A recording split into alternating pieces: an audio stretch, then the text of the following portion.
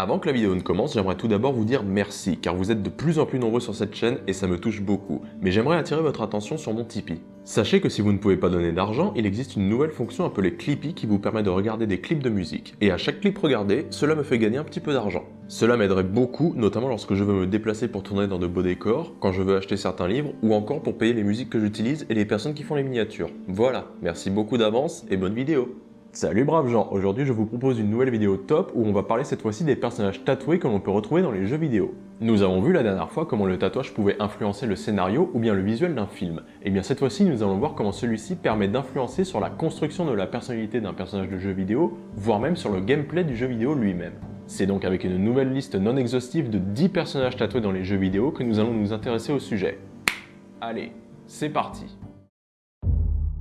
Numéro 10. Mirror Edge. Pour commencer, parlons de Mirror Edge, un jeu futuriste où le parcours y est ici un élément central.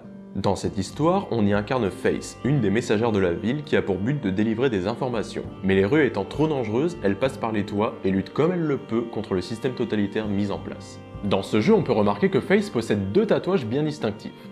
Le premier est une manchette sur le bras droit représentant une sorte d'ensemble de circuits électriques futuristes. Il s'agit en réalité d'une peinture qu'a réalisée la mère de Faith durant l'enfance de celle-ci.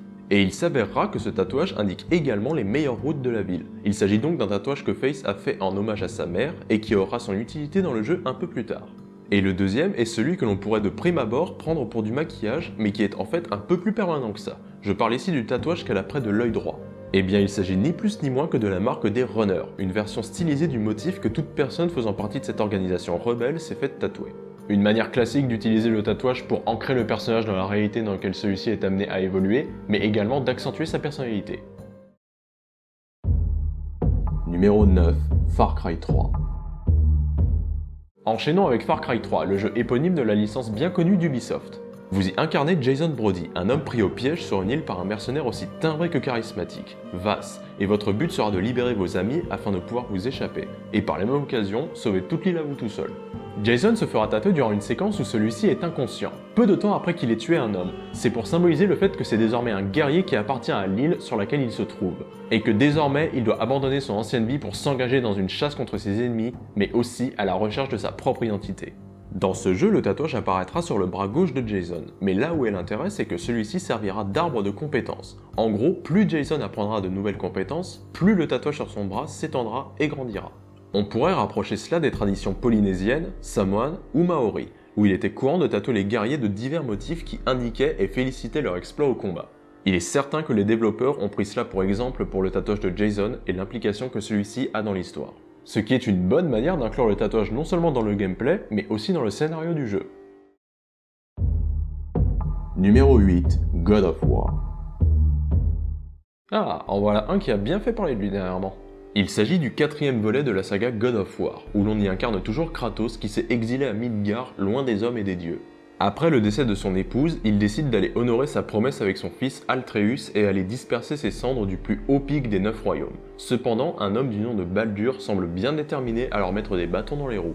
Ici, nous allons nous intéresser au tatouage du protagoniste Kratos et de son antagoniste Baldur. Pour commencer, le personnage de Kratos possède de larges bandes rouges tatouées sur le visage et le haut de son corps. Il s'agit ni plus ni moins que la réplique des marques de naissance de son frère qui a été enlevée quand ils étaient encore enfants. Il s'agit donc d'un tatouage commémoratif qui sera la première pierre à l'édifice qu'est la rage de Kratos. Et ensuite, le personnage de Baldur, qui a sensiblement marqué les gens ayant joué au jeu. Lui, en revanche, on peut voir qu'il possède de très nombreux tatouages inspirés de la mythologie et de la culture viking. On peut notamment y voir beaucoup d'inscriptions en alphabet runique un peu partout sur son corps. Celles-ci font référence à la mort, à sa malédiction, ainsi qu'au Ragnarok, la fin des temps. Et en bonus, il faut savoir que le fils de Kratos, Atreus, possède lui aussi, malgré son jeune âge, quelques tatouages sur son bras. Ils sont eux aussi en alphabet runique et renvoient à la force, à la chance, ainsi qu'à l'agilité, notamment puisque c'est avec ce bras-là qu'il tire ses flèches. En bref, tous les tatouages de nos protagonistes et de notre antagoniste servent à nous aiguiller sur leur passé ainsi que sur leur personnalité.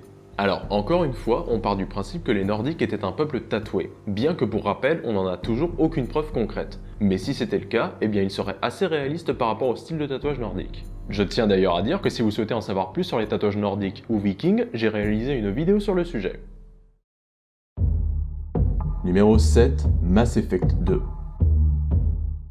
Parlons maintenant de l'une des meilleures sagas de science-fiction en jeu vidéo, Mass Effect, le deuxième opus plus précisément. Dans cet opus, le commandant Shepard, après une attaque, se fait littéralement ramener à la vie par une organisation appelée Cerberus. Tout ça dans le but de constituer une équipe afin de lutter contre les récolteurs, des alliés possibles des moissonneurs, et ainsi de sauver la galaxie.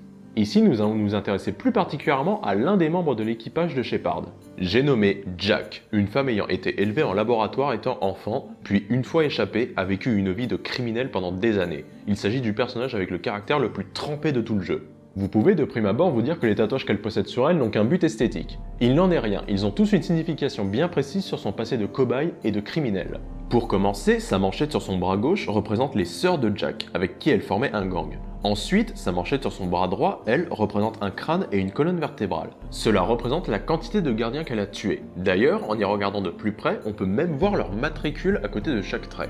Et pour finir, le symbole qu'elle possède dans le dos renvoie à trois choses, sa nature humaine avec le crâne, les années qu'elle a passées enfermée, et aussi le nombre de membres de gang qu'elle a tués. On pourrait rapprocher ces tatouages de ceux que l'on peut voir sur les gangs de prison qui ont des motifs aux significations similaires, nombre de victimes, nombre d'années passées en prison, etc. On ressent clairement que c'est de ça que se sont inspirés les développeurs pour le personnage de Jack. Bref, vous l'aurez compris, les tatouages de Jack sont ici présents pour accentuer sa personnalité dangereuse et en plus de son look rebelle, lui donner un design assez atypique. Numéro 6. Hitman. Ensuite, parlons du personnage tatoué le plus discret de ce classement. On pourrait prendre n'importe quel jeu de la licence puisque l'objectif est toujours le même. On y incarne 47, un tueur à gages chargé d'assassiner les cibles que l'organisation, appelée l'Agence, lui demande d'éliminer. Ici, nous allons voir la signification du tatouage qui se trouve derrière le crâne de l'agent 47. Déjà, il faut savoir que 47 est un clone créé en laboratoire à partir de l'ADN de 5 hommes différents, ce qui explique déjà en partie l'unique tatouage qui va nous intéresser ici, le code barre qu'il possède à l'arrière du crâne. Il s'agit en réalité de la seule chose qui permette de l'identifier, le seul élément qui lui donne un tant soit peu d'individualité. Les nombres inscrits à l'intérieur du code barre, quant à eux, indiquent sa date de conception, mais aussi qu'il est le 47e clone parmi tous les essais. Il s'agit du tatouage le plus discret, mais aussi le plus secret de ce top, car celui-ci ayant été fait par une organisation secrète, il est normal que nous ayons très peu d'informations sur le sujet.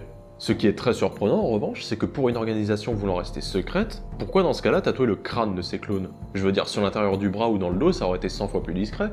Mais en tout cas, il est assez cocasse que la seule chose qui distingue ce personnage des autres et lui donne un tant soit peu de personnalité soit un symbole qui le ramène au simple statut de marchandise. Numéro 5. Sleeping Dogs.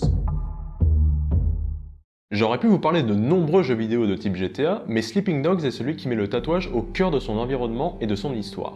Nous nous trouvons ici à Hong Kong, où l'on y incarne Wei Shen, un agent infiltré ayant pour mission de démanteler le gang des Sun Hon Yi, un gang violent adepte du parcours et des arts martiaux. Ici, en plus de notre personnage principal, la plupart des personnages autour de nous sont également tatoués. Il s'agit d'un élément principal de l'environnement et de l'ambiance du jeu. Mais évoquons tout de même les tatouages de notre personnage principal. Il possède sur le torse un tatouage d'un dragon chinois, d'un aigle ainsi que d'un serpent. Quant à son bras gauche, il y a tatoué le dieu de la guerre chinois Guan Yu, puis il y a aussi un tatouage commémoratif de sa sœur. La raison de ces tatouages est assez évidente. En tant que flic, il n'aurait pas pu être un criminel sous une couverture crédible s'il ne possédait pas tous ces tatouages. Les triades chinoises étant constituées de membres de gangs assez désorganisés, cela se reflète bien dans le jeu puisqu'on a des groupes de gangsters tatoués, mais jamais de signes bien distinctifs. Ils semblent tous avoir des motifs qui leur sont propres, bien que l'on retrouvera tout de même quelques motifs récurrents comme le dragon. Cela habille plutôt bien l'ambiance du jeu et lui donne un ton un peu plus ancré dans la réalité. Numéro 4. Yakuza. Ici, nous n'allons pas parler d'un jeu en particulier, mais plutôt de toute une licence. Celle-ci prend place dans l'univers des Yakuza, où notre protagoniste, Kiryu, va évoluer et voir toutes les différentes strates de cette organisation au fil des épisodes.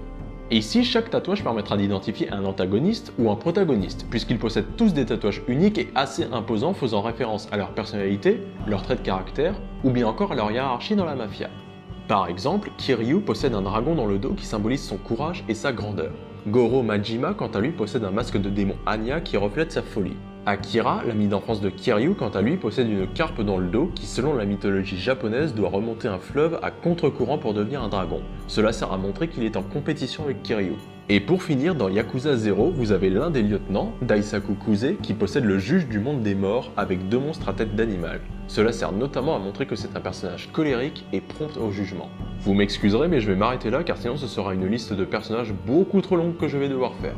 À savoir que celui qui a créé tous les tatouages pour ses personnages de jeux vidéo est un tatoueur dans la vraie vie également. Il s'appelle Oritomo et exerce son métier de tatoueur en Californie. Il tatoue à la manière Tebori, c'est-à-dire de manière traditionnelle, et s'occupe de créer les tatouages pour tous les jeux Yakuza, et ce depuis le début. Ce qui explique pourquoi ces tatouages sont si réalistes, car il y a une volonté de coller parfaitement à l'image déjà existante des Yakuza afin de reproduire cette image dans le jeu. Numéro 3, Gears of War. Ensuite, parlons de l'un des TPS les plus bourrins avec un univers et des personnages très bien écrits selon moi, Gears of War.